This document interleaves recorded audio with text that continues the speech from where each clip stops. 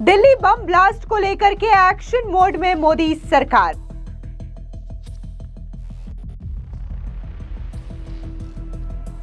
प्रधानमंत्री मोदी ने भूटान जाने से पहले ही अधिकारियों को दिए सख्त एक्शन के निर्देश।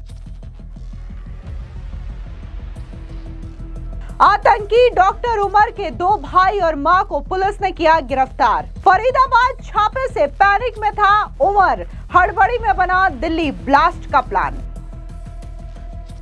दिल्ली लाल किले के पास कार ब्लास्ट के सभी एंगल्स की जांच की जा रही है। आपको बता दें कि देर शाम लाल किले के पास हुए धमाके के बाद से ही अफरा तफरी का माहौल है। धमाके के बाद केंद्र की मोदी सरकार सख्त एक्शन के मोड में नजर आ रही है। दरअसल आपको बता दें कि जैसे ही इस घटना की जानकारी प्रधानमंत्री नरेंद्र मोदी को मिली, गृह मंत्री ने पीएम मोदी से बात के बाद दिल्ली पुलिस कमिश्नर सतीश गोलचा से फोन पर बात की। उन्होंने दिल्ली पुलिस, एनआईए और एनएसजी को जांच के आदेश दिए। दिल्ली पुलिस और एनआईए की टीम मौके पर पहुंच करके जांच पड़ताल में जुट गई।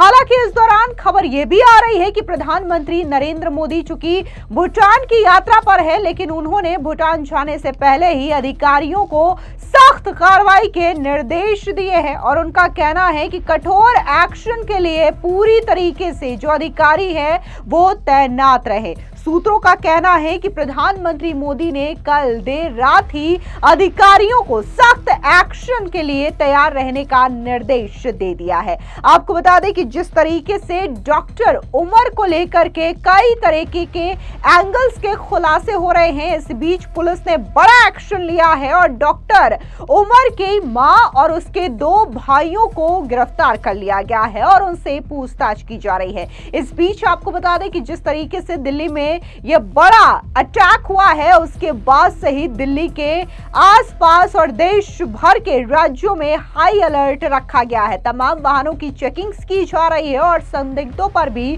बाकायदा पुलिस की नजर बनी हुई है। इसी के साथ ही खबर यह भी आ रही है कि उमर के मां और भाई को तो पुलिस ने गिरफ्तार किया ही है, इसके अलावा आतंकी उमर से जुड़े ऐसे 12 लोग हैं जिनके मोबाइल फोन्स को भी पुलिस की ओर से जब्त कर लिया गया है ताकि इससे भी डिटेल्स जुटाई जा सके। इन सब के बीच में बड़ा खुलासा यह भी हुआ है कि दिल्ली में ये जो अटैक को अंजाम दिया गया है, दरअसल वो पैनिक अटैक की वजह से हुआ है। खबर है कि फरीदाबाद टेरर मॉड्यूल में ताबड़तोड़ गिरफ्तारियों से डॉक्टर उमर मोहम्मद पैनिक में था। जम्मू कश्मीर हरियाणा की पुलिस इस शख्स की तलाश कर रही थी। इसी हड़बड़ी में इसने कार में ही डिटोनेटर लगाया और लाल किला मेट्रो स्टेशन के गेट नंबर 1 के सामने ब्लास्ट कर दिया। दरअसल आपको बता दें कि जिस तरीके से फरीदाबाद, सहारनपुर, गुजरात एटीएस ने दबिश दे करके तमाम खूंखार टेररिस्ट को गिरफ्तार किया है, उसके बाद जो अगली तलाशी थी यानी कि जो अगली गिरफ्तारी थी वो डॉक्टर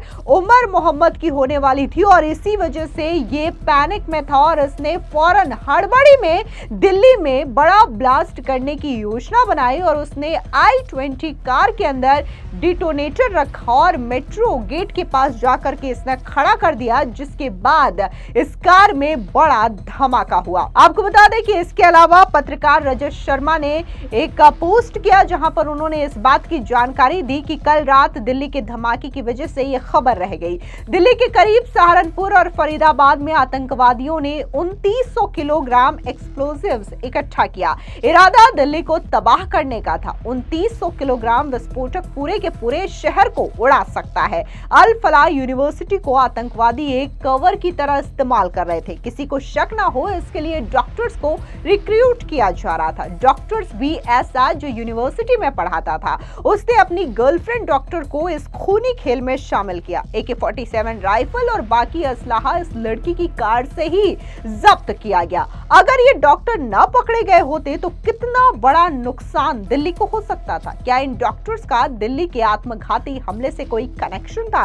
तो वहीं सोशल मीडिया पर अब कई तरीके के सवाल भी लोगों के जहन में तर रहे हैं। लोगों का कहना है कि जितने भी सहारनपुर हो, फरीदाबाद हो या फिर गुजरात, एटीएस ने जो गिरफ्तारियां की है या फिर हाल ही में जो डॉक्टर उमर की तस्वीरें सामने आई है, दिल्ली बॉम्ब ब्लास्ट में जो सुसाइड बॉम्बर है उमर, अगर हम इन तमाम लोगों के आंकड़ों को देखें, डिटेल्स को देखें, तो ये तमाम लोग डॉक्टर्स हैं, इनके पास एमबीबीएस की डिग्री भी है, कुछ लोगों के पास, कुछ लोग स्कॉलर्स हैं, और ऐसे में इस तरीके की आतंकवादी गतिविधियों में लिप्त हैं, टेरर मॉड्यूल का हिस्सा है। ये अपने आप में एक बड़ा सवाल खड़ा करता है कि आखिर इतनी पढ़ाई लिखाई करने के बावजूद भी इनकी मानसिकता देखिए कि अपने ही देश में बैठ करके इस तरीके से अपने ही देश को नुकसान पहुंचाने की इतनी बड़ी बड़ी साजिश रच रहे हैं और इस साजिश को अंजाम भी दे रहे हैं।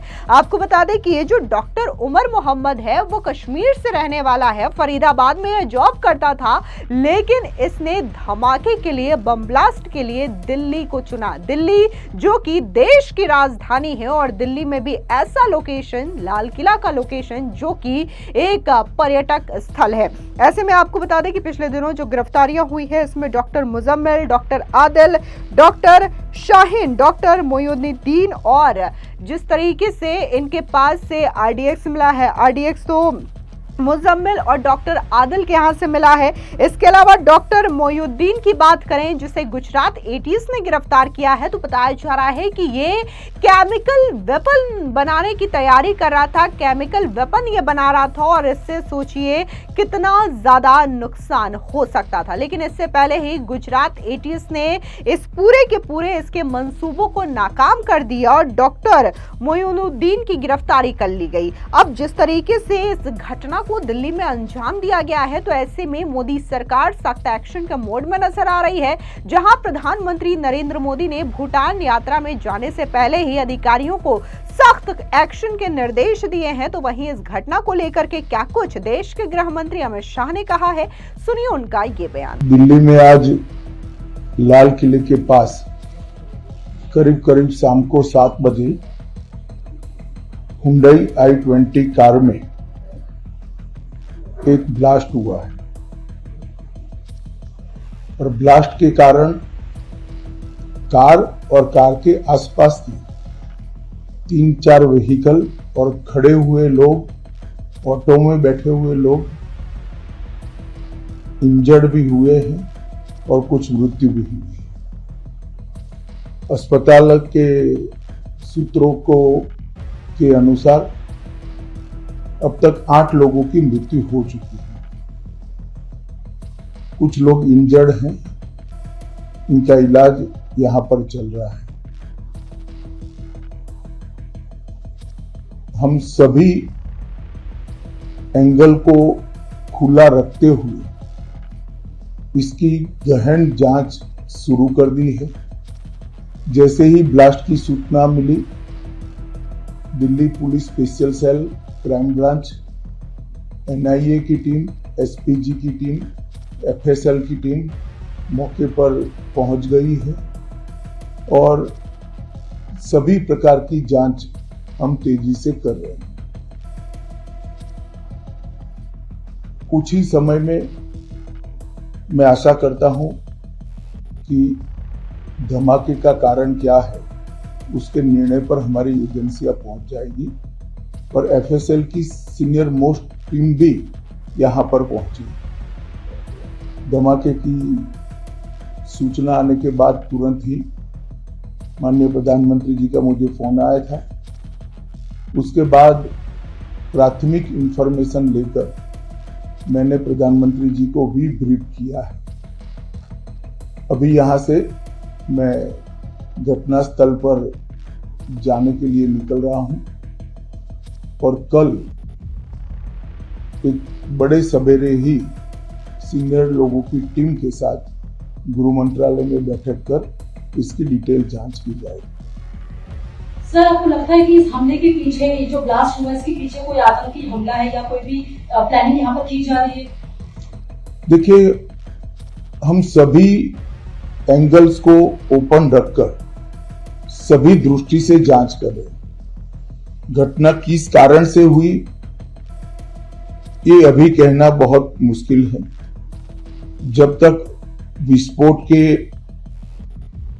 स्पॉट पर से जो स्पेसिमेंट्स मिलेंगे, इसका जब तक एफएसएल का एनालिसिस, एनएसजी का एनालिसिस नहीं होता, इसके बारे में कुछ भी कहना दिक्कत है।